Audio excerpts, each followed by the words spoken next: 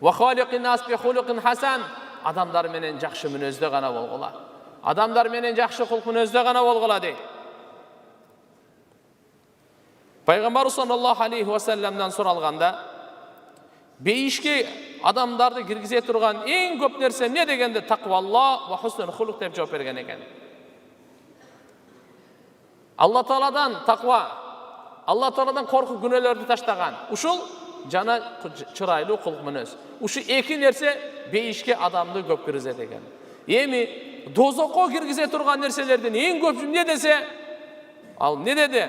Пайгамбар саллаллаху алейхи ва саллам айтат: ширк, ал жөн өзү турган эле кеп куфур, жаман мүнөз.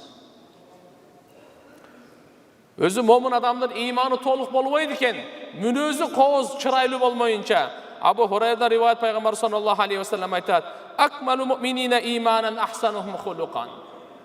Момун адамдардын ыйманы толугурагы мүнөзү чырайлуулар. Кимдин кулк мүнөзү чырайлуу болсо, ошол момун адамдын ыйманы толук деп айтат экенбиз.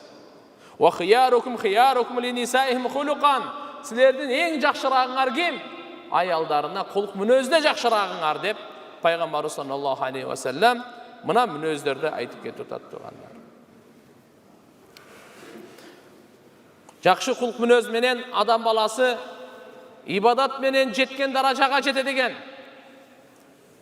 Айша радиаллаху анха энебиз айтат, Пайгамбар саллаллаху алейхи ва саллам мындай деди: "Иннал муъмина ла юдрику би хусни хулқихи даражата саимин qaim."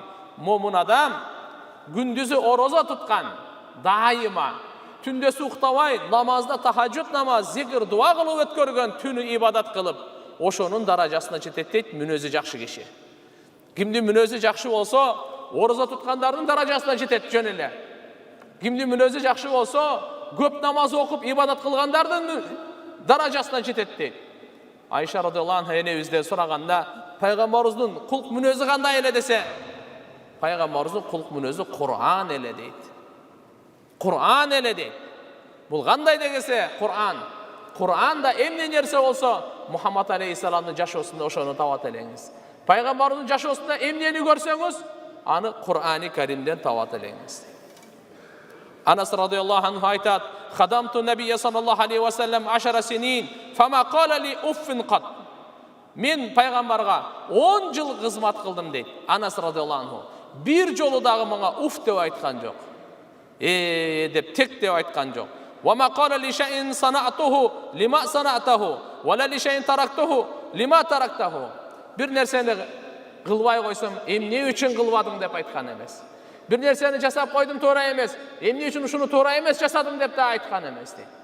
Мына пайгамбарыбыз саллаллаху алейхи ва салламдын кулк мүнөзү.